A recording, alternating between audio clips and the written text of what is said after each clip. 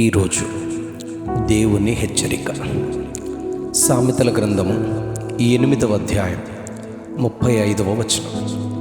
నన్ను కనుగొనువాడు జీవమును కనుగొనును, నన్ను కనుగొనువాడు జీవమును కనుగొనును. యెహోవా కటాక్షము వానికి కలుగును, నన్ను కనుగొనని వాడు తనకే హాని చేసుకొనును. నా యందు అసహ్యపడు వారందరూ మరణమును స్నేహించుదురు. దావీదు కుమారుడును ఇశ్రాయేలు రాజునైన సొలొమోను రాసిన సామెతలు. దేవుని సన్నిధిలో సొలొమోను దేవునిని అడిగి పొందుకున్న గొప్ప జ్ఞాని. 3000కు పైగా సామెతలు, 1005 కీర్తనలు రాసినట్లుగా రాజులు రాసిన మొదటి గ్రంథం 4వ అధ్యాయం 32వ వచనంలో చెప్పబడింది. సొలొమోను జీవిత చరిత్ర, అతడు పొందుకున్న జ్ఞానమును గూర్చి ఇంగ్లీషు పాఠ్య పుస్తకాల్లో మన పిల్లలు తమ విద్యలో చదువుతారు. ఈయన పొందుకున్న జ్ఞానాన్ని ముందున్న వారికి కానీ తదుపరి జీవించిన వారికి కానీ లేదు అని చరిత్ర చెబుతుంది. సామెతల గ్రంథం 4వ అధ్యాయం 20 నుంచి 22 వచనాల్లో, నా కుమారుడా, దేవుని మాటలను ఆలకించు, ఆయన వాక్యములకు చెవియొగ్గు. నీ కన్నుల నుండి వాటిని తొలగిపోనీయక నీ హృదయమందు వాటిని భద్రము చేసుకో. దొరికిన వారికి అవి జీవమును, వారి సర్వ శరీరమునకు ఆరోగ్యమును ఇచ్చును అని దేవుని మాటను గుర్చి వివరిస్తాడు సొలొమోను. మొదటి అధ్యాయం 33వ వచనంలో, ఆయన ఉపదేశమును అంగీకరించువాడు సురక్షితముగా నివసిస్తాడు, వానికి కీడు వచ్చునన్న భయము లేక నెమ్మదిగా ఉంటారు అని చెబుతారు. సామెతల గ్రంథం 3వ అధ్యాయం 21, 22 వచనాల్లో, నా కుమారుడా, లెస్సైన జ్ఞానమును వివేచనను భద్రము చేసుకో, వాటిని కన్నుల ఎదుట నుండి తొలగిపోనీయకు, అవి నీకు జీవము, నీ మెడకు అలంకారముగా ఉండును అని చెబుతారు. ఆదికాండం 2వ అధ్యాయం 7వ వచనంలో, దేవుడైన యెహోవా నేలమంటితో నరుని నిర్మించి వాని నాసికారంధ్రములలో జీవవాయువును ఊదగా నరుడు జీవాత్మ ఆయెను అని రాయబడింది. నరునికి జీవము ఇచ్చింది దేవుడే.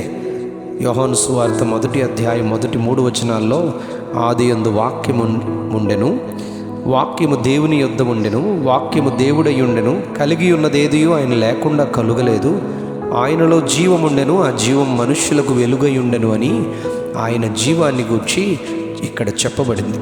ద్వితీయోపదేశకాండం 30వ అధ్యాయం 15వ వచనంలో, చూడుము, నేడు నేను జీవమును, మేలును, మరణమును, కీడును నీ ఎదుట ఉంచి ఉన్నాను అని చెబుతారు. 19వ వచనంలో, నేడు జీవమును, మరణమును, ఆశీర్వాదమును, శాపమును నేను నీ ఎదుట ఉంచి భూమి ఆకాశములను మీ మీద సాక్షులుగా పిలుచుచున్నాను అని చెబుతూ 20వ వచనంలో, నీ ప్రాణమునకు మూలమైన నీ దేవుడైన యెహోవాను ప్రేమించి ఆయన వాక్యమును విని ఆయనను హత్తుకొనున్నట్లు జీవమును కోరుకొనండి అని ఆయన పిలుస్తారు. యోహాను సువార్త 3వ అధ్యాయం 16వ వచనంలో, దేవుడు లోకమును ఎంతో ప్రేమించెను కాగా ఆయన తన అద్వితీయ కుమారునిగా పుట్టిన వాని యందు విశ్వాసముంచు ప్రతివాడు నశింపక నిత్య జీవము పొందునట్లు ఆయనను అనుగ్రహించారు అని చెబుతూ 26వ వచనంలో, 3వ అధ్యాయం 36వ వచనంలో, కుమారుని యందు విశ్వాసముంచువాడే నిత్య జీవము గలవాడు, కుమారునికి విధేయుడు కానివాడు జీవము చూడడు గాని దేవుని ఉగ్రత వాని మీద నిలిచి ఉంటుంది, జాగ్రత్త అని దేవుడు హెచ్చరిస్తాడు. అందుకే మన ధ్యాన వాక్య భాగంలో, నన్ను కనుగొనువాడు జీవమును కనుగొనును, నన్ను కనుగొనని వాడు తనకే హాని చేసుకొనును, వారు మరణమును స్నేహిస్తారు అని చెబుతారు.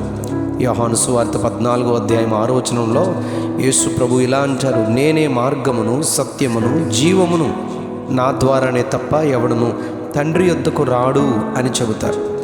యోహాను మొదటి పత్రిక 5వ అధ్యాయం 11వ వచనంలో, దేవుని కుమారుని అంగీకరించువాడు జీవము గలవాడు, దేవుని కుమారుని అంగీకరింపనివాడు జీవము లేనివాడే అని చెబుతూ, కొలస్సీ పత్రిక 3వ అధ్యాయం 3-4 వచనాల్లో మనకు జీవమై ఉన్న క్రీస్తు అని చెబుతూ అపోస్తలుడైన పౌలు గారు, మీ జీవము క్రీస్తులో దాచబడి ఉంది అని అంటారు.